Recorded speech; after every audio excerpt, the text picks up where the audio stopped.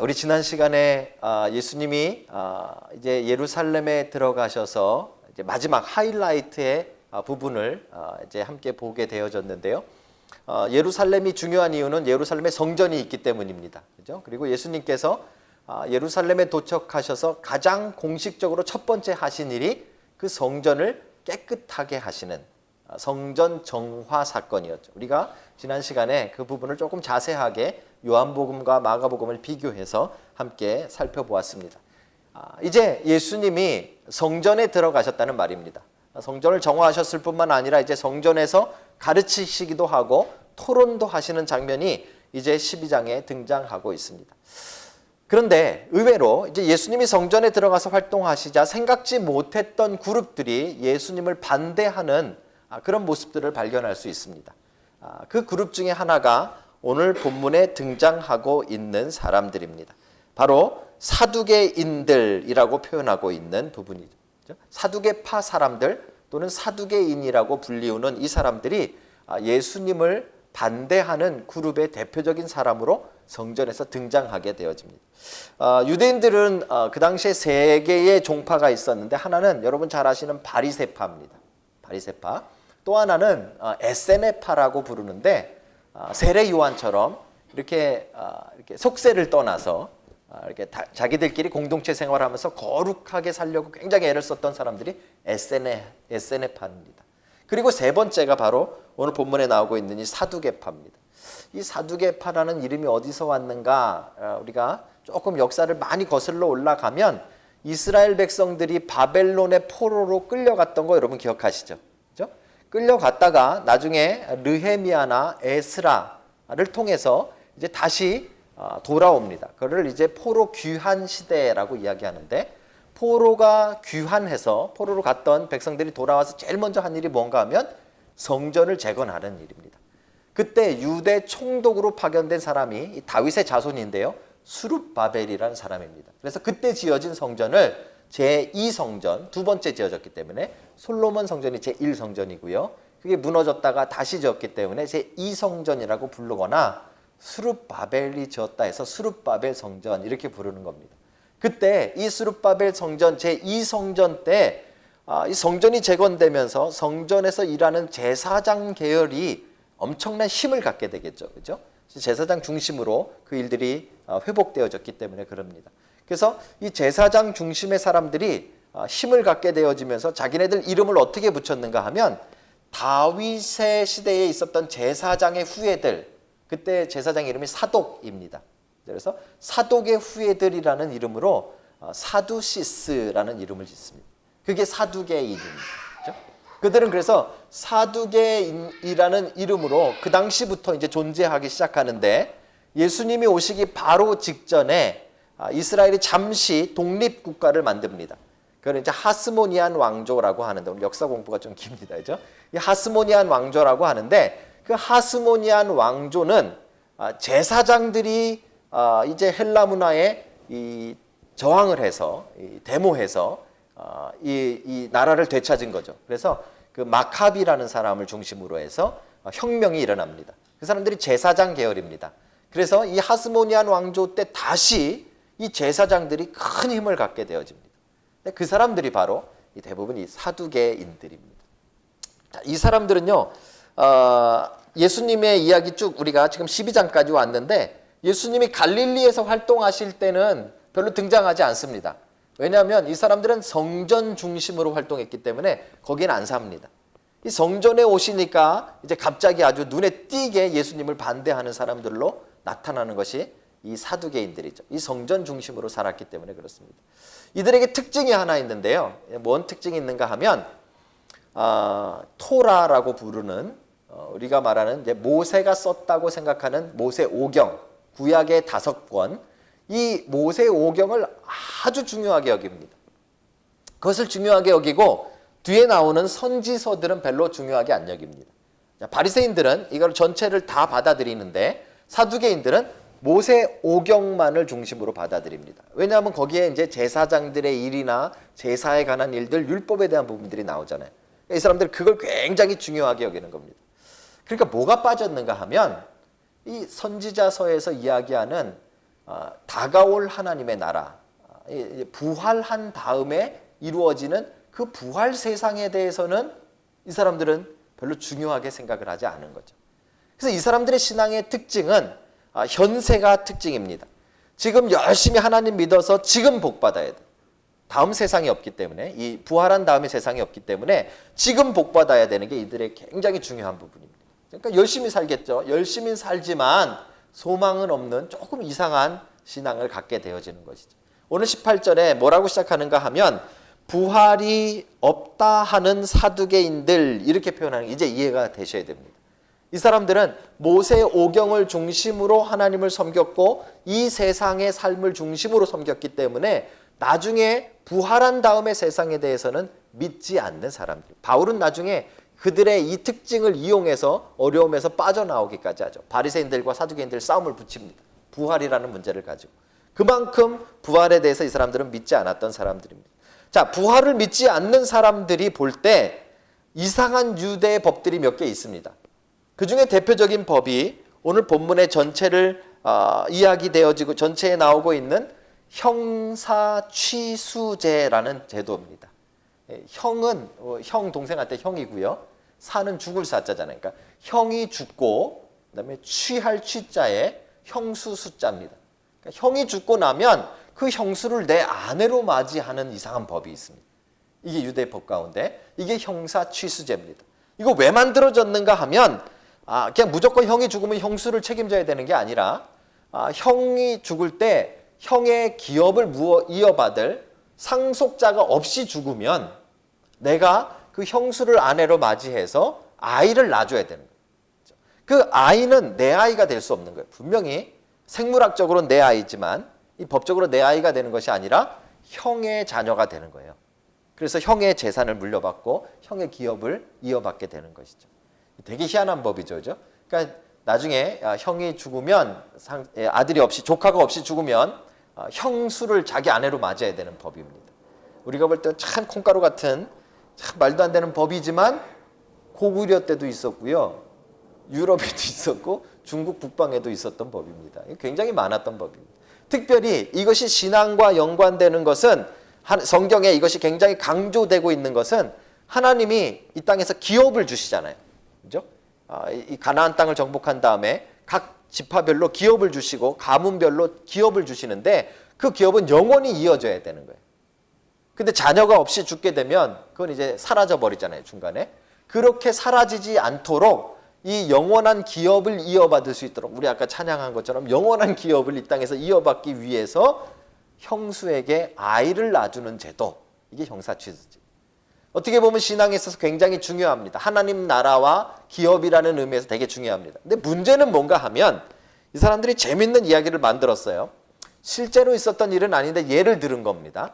어떤 사람이 7 형제가 있는데 첫째 형이 아이가 없이 죽었어요. 그러면 두 번째 형이 죽은 형의 형수를, 그러니까 자기 형수를 와 결혼을 해서 아이를 낳아줘야 되잖아요. 그죠? 그래서 결혼을 했어요. 근데 아이도 못 낳고 둘째가 죽었어요. 셋째가 결혼해야 되잖아요. 그죠? 셋째가 또 결혼했어요. 근데 또 아이를 못 낳고 이 집안에 뭔가 문제가 있어요. 그죠? 아이를 못 낳는 아주 굉장한 문제가 있습니다. 어쨌든지 7명이 다 그렇게 했는데 아이는 하나도 못 낳고 그냥 형수하고만 결혼만 하고 그러고 끝났단 말이죠. 진짜 웃기는 콩가루 집안이 된 겁니다. 근데 죽었으니까 다 끝난 거잖아요. 그런데 부활이 있다면 나중에 부활한 다음에는 도대체 이 여자는 누구의 와이프로 살아야 되느냐? 이게 지금 오늘 그 바리새인들이 예수님께 드리고 있는 질문인 겁니다. 왜냐하면 예수님이 하나님의 나라에 대해서 이야기하는데 예수님이 이야기하는 하나님의 나라는 여러분 나중에 우리가 정말 이 부분을 확실하게 정리해야 되는데 우리가 죽으면 우리의 영혼이 가는 그 부분을 별로 이야기하고 있지 않아요. 성경은. 뭐 이야기하고 있는가 하면 예수님이 재림하신 다음에 완성될 하나님의 나라, 그때는 우리의 죽은 육신이 부활하는 부활 세상에 관해서 이 하나님의 나라라고 예수님은 많이 말씀하고 계세요. 이게 되게 중요한 부분입니다. 그런데 그 부분을 이야기하려면 부활을 꼭 얘기해야 되는데 이 이 사두개인들이 볼 때는 부활이 믿어지지 않는 것이죠. 그러니까 예수님에게 이런 곤란한 질문을 던지고 있는 것입니다. 자기들 관점에서 보니까 그런 것이에요. 여러분, 저는 아이들을 참 좋아하는데요. 이런 거 우리 옛날 어른들은 참 많이 하셨어요. 아이들이 이쁘니까 아이들이 막 이렇게 열심히 먹고 있는 사탕 막 먹고 있으면은 그 앞에 가가지고 이렇게 하잖아요. 아, 목사님 한 입 줄래? 아, 이렇게 하잖아요. 저만 하나요? 옛날 어른들 많이 하시잖아요. 그죠? 옛날 어른들은 이게 이쁘다는 표현이었어요. 아이들이 귀여우니까. 그죠? 그럼 아이가 진짜 고민합니다. 아이에겐 지금 이 사탕이 얼마나 중요한 건데. 그죠? 이거를 정말 저 입에다 넣어줘야 되나 말아야 되나 애는 진짜 고민합니다. 참 어떻게 보면 잔인한 거예요. 우리 어른들이. 그죠? 그 고민하는 모습을 보면서 고민하다가 입에 넣어주려고 그러면 너무 기쁜 거예요. 우리. 근데 실제로 정말 그 사탕이 먹고 싶어서 그러신 어른들은 없어요. 뭐 침 질질 묻은 거 그거 뭐가 먹고 싶다고 그러겠어요. 근데 오히려 아이에게 어떤 선물을 주거나 장난감을 주거나 아니면 더 많은 사탕을 주거나 더 좋은 것을 주기 전에 우리가 그 아이가 어떻게 반응하는지를 보기 위해서 너무 이뻐서 그렇게 한 입만 줄래? 라고 하는 거죠. 아이가 이걸 몇 번 경험하면서 이 똑똑한 아이들은요 빨리 줍니다. 왜죠? 주면 더 좋은 게 나온다는 걸 알고 있기 때문에 그렇죠. 이걸 뭐라고 부르는가 하면 EQ라고 부르는 거예요. EQ. 옛날에는 IQ만 좋으면 잘 사는 줄 알았는데 언제부턴가 더 이상 이제 IQ는 별로 중요하지 않습니다. 더 중요한 건 EQ죠. EQ를 물론 복잡하지만 EQ를 설명하기는 한마디로 말하면 나중에 얻게 되어질 더 좋은 것을 위해서 지금의 것을 인내하거나 포기할 수 있는 능력, 그게 EQ인 거예요. 그렇죠? 그런 면에서 본다면 여러분 지금 가장 영적으로 EQ가 낮은 사람들이 바로 이 사두개파 사람들인 거예요. 이 사람들은 나중에 올 것에 대해서는 전혀 생각하지 않고 나중에 오는 것은 더 이상 기다릴 마음이 없는 사람들, 믿질 않으니까. 지금 당장에 뭘 얻어야 되는 사람들이. 그래서 지금 열심히 사는 이유도 뭔가 하면 지금의 것들을 누리기 위해서 그래요. 자, 이 영적인 EQ가 낮게 되어지면 어떤 신앙의 모습으로 나타나는가 하면 이기적인 신앙의 모습으로 나타나게 돼요. 왜죠? 이거 일생에 한 번 있는 일이잖아요. 이 사탕 이거 하나밖에 없는 사탕이잖아요. 그죠? 이거 없어지면 나는 죽는다고 생각을 하는 거예요. 그러니까 이기적인 신앙인으로 바뀌는 거예요. 그 당시에 사두개인들을 쭉 보면요. 귀족입니다. 첫째로. 그리고요. 대부분 재력이 있는 사람들입니다. 열심히 살죠. 하나님 말씀 순종하죠. 모세오경을 중요시하기 때문에 율법대로 아주 잘 사는 사람들은 맞습니다. 하지만 그들의 꿈은 이 땅에 다 있기 때문에 이 땅에서 이기적으로 자기의 것을 누리고 자기의 것을 더 가지려고 하는 욕심 속에 살아갈 수밖에 없는 것입니다. 놀랍게도 여러분과 제 안에 이 사두개인들의 마음이 유전되어져 왔다는 사실을 여러분 아십니까? 하나님 분명히 영적인 것에 대해서 또는 부활에 관해서 나중에 올 세상에 관해서 정말 성경은 많이 이야기하고 있어요. 그런데 신앙생활을 하다 보면 우리의 관심은 사실 거기에 그렇게 많지 않습니다. 이제 돌아가실 때쯤 돼서 한 번쯤 고민해 보는 거지 실제로 우리는 이 땅에서 뭘 누리고 어떻게 사느냐에 대해서만 우리의 관심이 많이 쏠리게 집착하게 되어지죠. 그렇죠? 그래서 신앙도 점점 이 땅에서 뭐가 보여야 됩니다. 막 기적이 일어나고 뭐 쓰러지고 뭐 어떻게 뭐 갑자기 기도하면은 뭐 집이 막 2배로 팔리고 막 이런 일이 일어나야 우리는 정말 그것이 신앙이라고만 생각하죠. 근데 성경은 거기에 별로 신앙의 포커스를 맞추고 있지 않습니다. 우리의 신앙은 오히려 더 나중에 예수님의 재림 때 얻게 되어질 그것을 바라보면서 지금은 인내하고 지금은 참고 지금은 고난당하고 지금은 복음을 위해 희생하는 이야기들을 성경은 더 많이 이야기하고 있거든요. 그런데 우리는 사두개인처럼 믿고 있는 거예요. 여러분 어떠십니까? 저를 포함해서 어쩌면 우리는 이 땅의 삶이 전부 다라는 생각 때문에 이 땅에 너무 집착해서 지금 사는 삶에 너무 푹 빠져서 지금의 것들 그 사탕 하나 안 놓치려고 바둥바둥거리며 살고 있지 않습니까? 그렇다면 우리도 사두개인처럼 살아가는 거예요. 오늘 이 사두개인들을 향해서 예수님이 이제 답을 주십니다. 예수님의 답은 사실 결론부터 이야기하면 예수님은 니네들이 오해하고 있다 이렇게 이야기하고 계시죠. 그죠? 24절입니다. 예수께서 이르시되 너희가 성경도 하나님의 능력도 알지 못함으로 오해함이 아니냐. 잘못 생각하고 있는 게 하나 있다 이겁니다. 그죠? 뭐가 잘못 생각하고 있는가 하면 사두개인들은 지금 현세를 너무 중요하게 여기고 지금 현재에 많이 푹 빠져 있다 보니까 집착하다 보니까 부활한 다음에도 지금 현재의 모습을 그냥 옮겨놓은 부활의 모습을 생각한 거예요. 만약에 있다면. 그죠?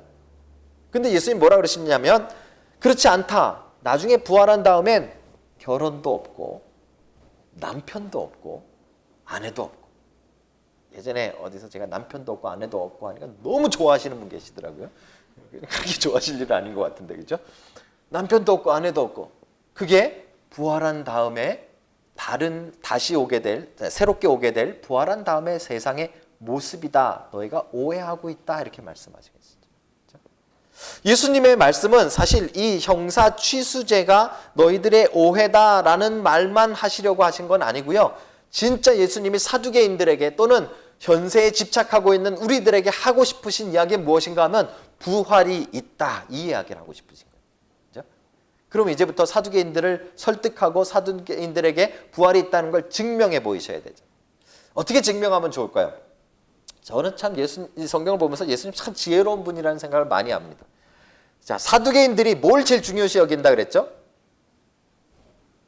뭘 제일 이게 손으로 사인을 드려도 뭘 제일 중요하게 여긴다고요? 모세오경. 그죠? 모세오경을 중요시 여긴다는 말은 성경의 인물 가운데 누구를 제일 중요하게 여긴다는 거예요? 모세를 중요하게 여긴다는 말이에요. 사실 오늘 질문도 어떻게 시작되는가를 가만히 보시면요. 19절 보시면요. 선생님이요. 그리고 그냥 질문 안 합니다. 뭐라고 질문하죠? 모세가 우리에게 써주기를. 그죠? 이 사람들은 모세라 그러면 깜빡 죽는 거예요. 자, 이 사람들에게 부활이 있다는 걸 증명하려면 누구의 이야기로 이야기해야 될까요? 모세 이야기로 해줘야 돼요. 왜요? 모세가 아니면 이 사람들은 감동받지 않는 사람들이에요. 그러니까 이제 예수님이 모세에 대한 이야기를 해주시는 거예요. 언제 이야기를 해주시는가 하면 모세가 사람을 죽이고 광야로 도망 나왔다가 이제 호렙산에서 이 가시나무 떨기가 막 불타는 것을 보고 멀리서 이제 가까이 가게 돼요. 하나님이 부르시는 장면입니다. 출애굽기 3장에 나와 있는 장면인데요. 자, 한번 봐드릴게요.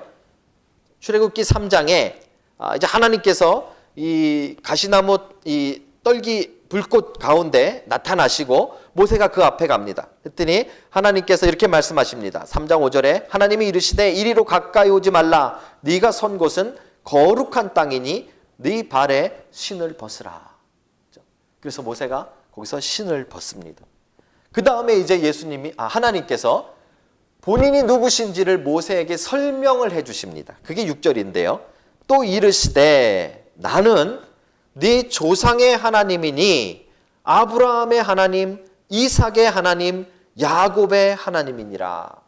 하나님이 본인이 누구신가를 모세에게 설명해 줄 때 이렇게 말한 거예요. 나는 아브라함의 하나님, 이삭의 하나님, 야곱의 하나님이다. 그랬더니 모세가 그걸 알아들었어요. 그리고 모세가 하나님 배웠기를 두려워하여 얼굴을 가리매. 잘 보십시오. 모세가 하나님에 대한 설명을 들은 거예요. 그리고 모세가 이해하게 된 하나님에 대한 설명이 무엇인가 하면 하나님은 아브라함의 하나님이요, 이삭의 하나님이요, 야곱의 하나님이다. 이 말이죠. 여기에 중요한 것은 이렇게 표현 안 하신 거예요. I was라는 말을 쓰신 게 아니에요. 그죠? 나는 아브라함의 하나님이었고 이렇게 말하시지 않았어요. 나는 아브라함의 하나님이요. 마치 아브라함이 지금 있는 것처럼 말씀하셨다는 말이에요. 그죠? I am God of Abraham 이렇게 말하신 거예요. 나는 그 아브라함의 하나님이고 이삭의 하나님이고 야곱의 하나님이다 이렇게 말씀하신 거예요. 물론 하나님은 항상 현재형으로 말씀하십니다. 하나님은 과거도 현재고 현재도 현재고 미래도 현재이신 분이기 때문에 시간에 구속되지 않고 시간을 초월하신 분이기 때문에 현재형으로 말씀하십니다. 하지만 또한 오늘 이 표현에 따른다면, 예수님께서 설명하신 것에 따른다면 하나님은 분명히 죽은 아브라함의 하나님이 아니라 살아있는 아브라함의 하나님으로 소개하신 거예요. 그죠? 이삭도 살아있고 야곱도 살아있는 것으로 이제 설명하셨다는 것이죠. 하나님은 죽은 자의 하나님이 아니요 산 자의 하나님이시라. 사두개인들이 이제 깜짝 놀란 거예요. 왜죠? 그들이 정말 하늘처럼 받들었던 모세가 하나님을 어떻게 만났는가 하면 그 훨씬 이전에 죽은 그 아브라함의 하나님, 이삭의 하나님, 야곱의 하나님으로 소개를 받았는데, 모세의 시대에도 아브라함은 살아있었고 모세의 시대에도 야곱은 존재했고 이삭은 존재한 걸로 하나님이 소개했다는 말이에요. 아브라함은 그 땅에서 죽었지만 그 육신은 눈에 안 보이지만 없어진 것이 아니라 존재하고 있음을 하나님이 말씀하셨다는 거예요. 그게 바로 영원이라는 것입니다. 영원. 예수님이 사두개인들에게 모세를 통해서 지금 말씀하고 계시는 것이 하나님은 영원하신 분일 뿐만 아니라 그 하나님 안에 있는 우리들도 영원한 존재임을 설명해 주고 있는 거예요. 그 영원을 믿는 것이 부활을 믿는 증거가 되는 것이죠. 여러분, 죽음에 대해서 저 이야기를 하면 참 생각나는 분들이 참 많습니다. 특별히 제가 아마 그 개척하고 초반에도 한번 말씀을 드렸는데, 저희 아버님이 좀 일찍 소천하셨어요. 63세에 소천하셨는데요. 물론 뭐 더 일찍 돌아가시는 분들도 계시니까, 뭐 옛날 어른들은 참 일찍 돌아가셨지만 요즘은 그래도 60세면 정정하실 때잖아요.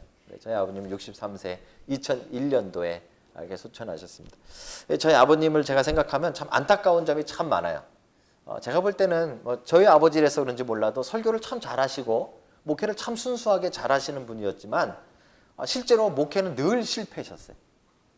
마지막에 돌아가실 때는요, 마지막에 돌아가실 때 성도가 딱 한 분 계셨어요.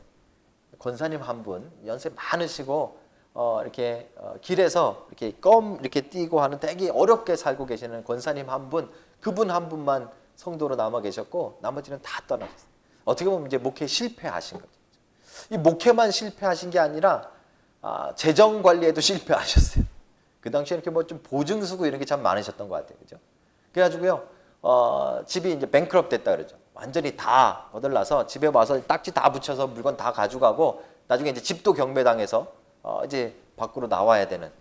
제가 볼 때는 참 안타까운 인생을 사셨어요. 어렸을 때 할아버지 할머니가 뭐 3살, 5살 막 이럴 때 돌아가시고 누나들, 형님들 밑에서 이렇게 어렵게 눈치 먹으면서 이렇게 사시다가 나중에 말년도 그렇게 넉넉하지 못하게 사신 게 참 늘 안타까운 거죠. 그렇죠?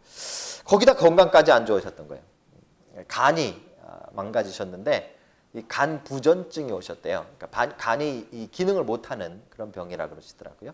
이게 차라리 뭐 술을 먹어서 간이 망가지면 이 술을 끊고 잘 관리하면 좀 회복이 빠르답니다. 근데 이게 이 스트레스로 또 유전적인 게 좀 있는 것 같아요, 집안에. 그렇게 망가지니까 이게 감당이 안 되는 거죠. 거기다가 아들이 둘이 있는데 큰 아들은 이제 그때 막 결혼해서 막 정신없이 혼자 사느라고 정신없었고, 그때 이제 제가 직장 생활하면서 그래도 집안을 조금씩 꾸려가고 있었는데 갑자기 무슨 뭐 비전이니 무슨 뭐 꿈이니 그러면서 뉴질랜드 간다고 제 나이 26에 훌쩍 떠나버린 거죠. 지금 생각해 보면 참 여러분들도 여기 와 계신 분들 참 모지신 분들이에요. 그죠? 참 독하신 분들이에요. 가족 다 이렇게 남겨놓고.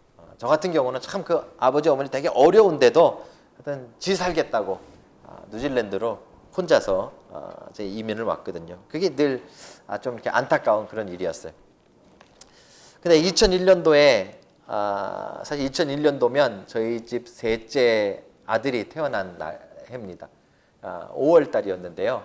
아이가 태어나고 얼마 안 돼서 이제 병원에서 집으로 와서 제 아내는 이제 상간한다고 누워 있고, 그다음에 위에 큰딸, 둘째 딸 요만한 아기들 기저귀 차고 왔다 갔다 하고 셋째가 또 태어났으니까 얘 이제 돌본다고. 이제 상간하러 와주는 분이 아무도 없어서 이제 제가 땀을 뻘뻘 흘리면서 이제 산모랑 아기를 이렇게 돌봐야 되는 그런 상황이었어요.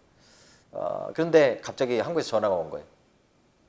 의사가 이제 이 의식을 회복 못 하실 것 같다고, 중환자실에 들어가셨는데 가족들이 있으면 빨리 부르라 그런다고. 너무 이 막막하잖아요. 이 뭐 지금 상황이라도 좀 괜찮으면 제가 얼른 갔다 올 텐데, 지금 뭐 아기 엄마는 지금 애 낳고 일주일도 안 돼서 누워 있고, 뭐 신생아는 둘째 치고 나머지 두 애도 지금 막 천지분별 못 하고 이러고 뛰댕기 이런 상황인데, 근데 제 마음속에 그 아버지에 대한 참 그 미안함이 있고 참 아쉬움이 있어서 제가 이 모질게 또 아내와 아이들을 남겨놓고 한국으로 비행기 타고 또 들어갔습니다.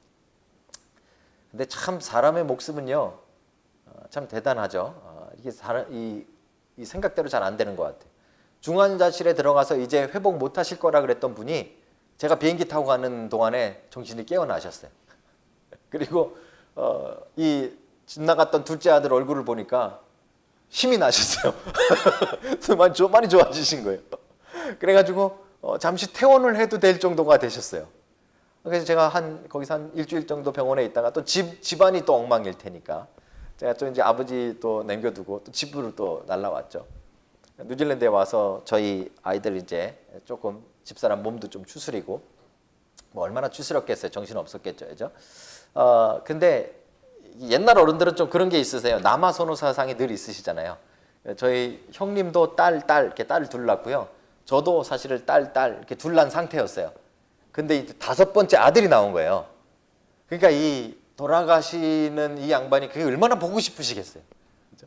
그 와중에 보고 싶다 그래가지고 한 달 만에 그 애들 둘하고 한 달 된 애기랑 산모랑 저랑 한국으로 들어갑니다. 지금 생각해 보면 절대로 이렇게 비행기를 타서는 안 되는 그런 상황인데, 하여튼 비행기를 타고 갔어요. 뭔 정신으로 탔는지, 그죠? 뭐 애들 둘 막 정신 없는 판에 깐난 애기 젖 먹여서 재우는 판에, 뭐 아내도 한 달 됐으니 몸도 아직 배도 이 붓기도 아직 안 빠진 판에, 그러고 또 한국 간 거죠. 그렇게 가서 그 깐난 애기를 보시고 다시 병원에 입원하셔서 깐난 애기를 보시고, 그리고 한 달, 그 기간이 이제 한 달 정도 됐던 것 같아요. 7월 달에 이제 마지막 이제 숨을 거두셨는데요. 그 숨을 거두시는 그날에 이제 정신은 다 없으셨고 이제 이렇게 숨만 쉬고 계셨는데, 저희 형이랑 저랑 이제 잠깐 밖에 저녁을 먹으러 나간 사이에 어머니가 막 연락이 온 거예요. 빨리 오라고, 큰일 났다고. 그래서 왔더니 벌써 의사가 와 있고 간호사들이 한 2명 와서 이제 기계도 끌고 와가지고 막 이렇게 하고 있더라고요. 근데 의사가 안 되겠다고, 이제 돌아가실 것 같다고, 준비하면 좋겠다고. 그 말 하고 몇 분 안 됐는데 숨을 몇 번 이렇게 쉬시더니 그냥 이렇게 숨지셨어요. 돌아가셨어요. 확 눈물이 나서 이제 막 아버지를 끌어안고 막 우는 거예요.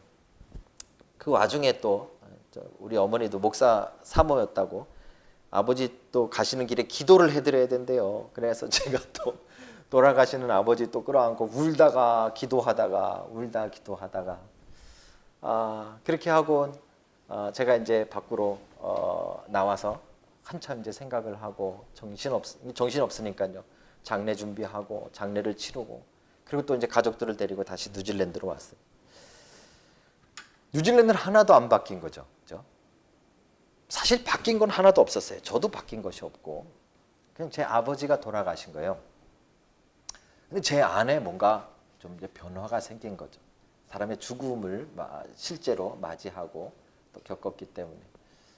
그때 돌아와서 제가 한국 가 있는 동안에 듣는 수업 가운데, 신학교에 다니고 있었는데요.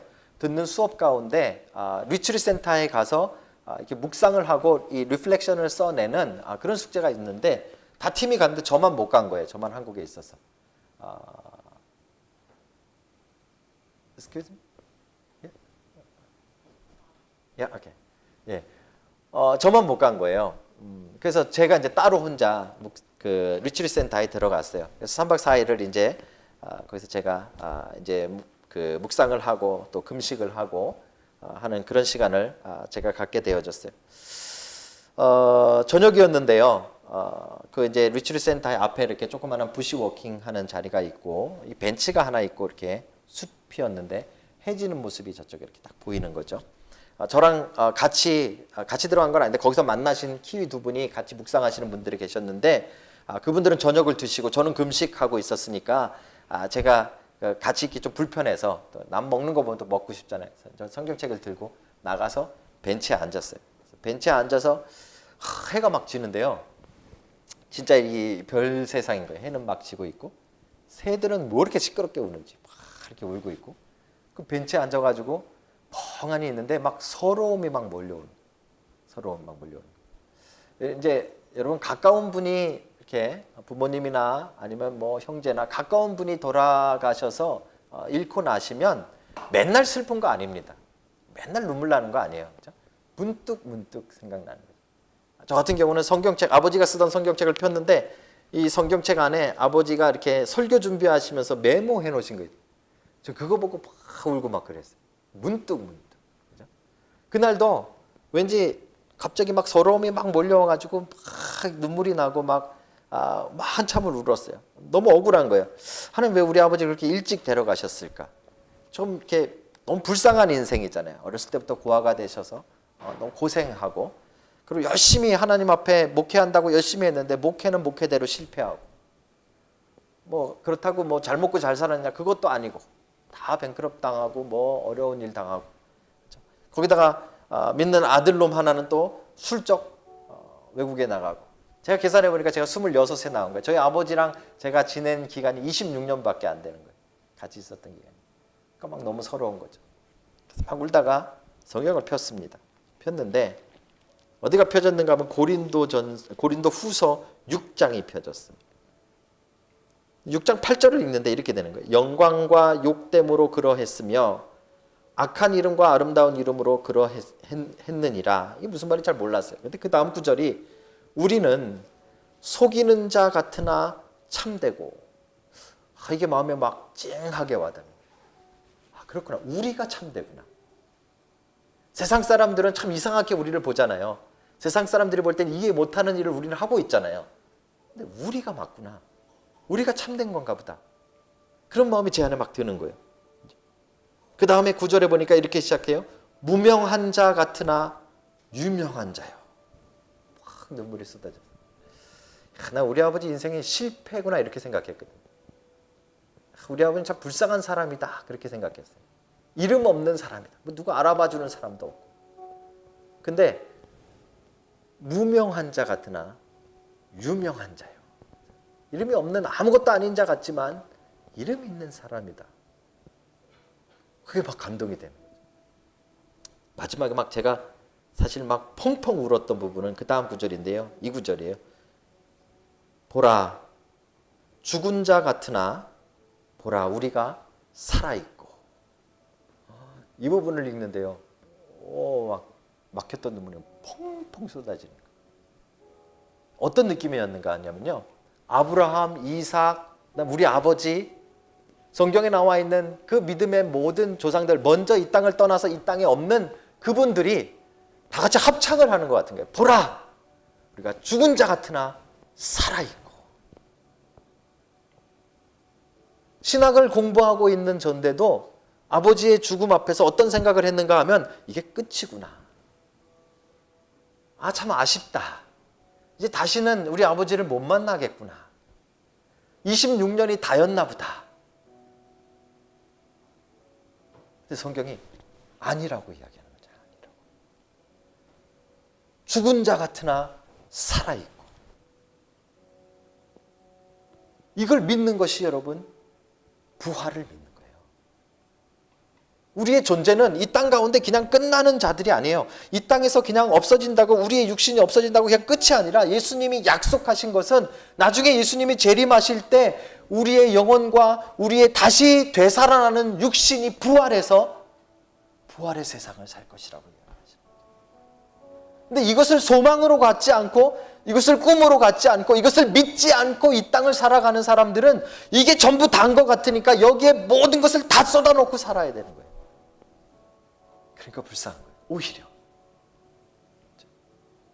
죽음 앞에 설 때마다 우리는 그게 다 끝인 것 같아요. 아, 이분 다시는 못 만나겠고. 근데 제가요, 이 경험을 한 다음부터는 장례식 인도할 때마다 슬프죠. 슬프죠. 얼마나 아쉬워요. 안타깝죠. 이 땅에서 못 보니까 참 아쉬워요. 참 많이 울어요. 저는 장례식 인도하면서 정말 많이 우는 목사 중에 하나예요. 그런데 제 마음속에는 어떤 믿음이 있는가 하면 다시 보겠구나. 다시 만나겠구나. 그 소망이 있는 사람과 없는 사람은 다른 거예요, 여러분. 이 땅을 살아가는 모습 자체가 다른 거예요. 만약에 여러분과 저에게 이 부활의 세상이 없다면, 하나님이 죽은 자의 하나님이라면, 하나님은 지금 살아있는 그 존재들의 하나님이 아니라 그냥 끝난 자들의 하나님이시라면 여러분과 제가 제일 불쌍한 사람이에요. 오늘 주일날 여기 와 있는 자체가 불쌍한 거예요. 뭐 하는 거예요, 여러분? 여러분, 제 하나님 나라가 없고 부활이 없다면 여기 지금 우리는 뭐 하고 있는 거예요? 한 시간이라도 아껴서 여러분 좋은 일 하시고, 한 시간이라도 아껴서 여러분 하고 싶은 일 하셔야죠. 골프 좋아하시면요, 이렇게 좋은 날 골프 치러 가셔야죠. 낚시 좋아하시면 낚시 가시고요. 약주 좋아하시면 이 오리엔탈 베이에 앉으셔가지고 와인 한잔 하시면서 약주 하셔야죠. 이런 침침한 이 교회 예배당에 앉아가지고 하나님을 찬양한다 그러고 예배한다 그러고 기도한다 그러고 부활을 믿지 않는다면 우리는 아무것도 아닌 자가 되는 거예요. 사랑하는 성도 여러분, 오늘 예수님께서 이 사두개인들에게 정말 말씀하고 싶으신 부분이 바로 이 부분이에요. 형사 취수죄 그것도 별 문제 아니에요. 니는 오해했다. 정신 좀 차려라. 그거 잘못 알았다. 나중에 부활한 다음엔 그런 거 없다. 그게 답이 다 끝인 줄 알았어요. 근데 예수님이 진짜 말씀하시고 싶었던 부분은 그 부분이 아니라, 하나님은 산자의 하나님이요, 아브라함도 살았고 이삭도 살았고 야곱도 살았고, 이 땅에서 눈에 안 보인다고 없어지는 것이 아니라는 사실을 주님이 말씀하고 계십니다. 영원에 대한 이야기죠. 여러분, 영혼을 믿는 믿음이 우리 안에 되살아나기를 주님의 이름으로 축복합니다.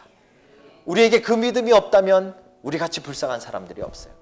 우리는 다 속이는 자요, 무명한 자요, 그죠? 가난한 자요, 근심하는 자요, 아무것도 아닌 자들이 되는 거예요. 그런데요, 우리에게 부활의 소망만 있다 하면 우리는 달라지는 거예요. 무명한 자 같으나 유명한 자요, 죽은 자 같으나 보라 우리가 살아있고, 징계를 받는 자 같으나 죽임을 당하지 아니하고, 근심하는 자 같으나 항상 기뻐하고, 가난한 자 같으나 많은 사람을 부유하게 하고, 아무것도 없는 자 같으나 모든 것을 가진 자로다. 이게 부활의 소망을 가진 여러분과 저의 모습이어야 합니다. 여러분, 부활을 믿고 영혼을 믿는 믿음의 사람들이 다 되시기를 주님의 이름으로 축복합니다. 기도하시겠습니다.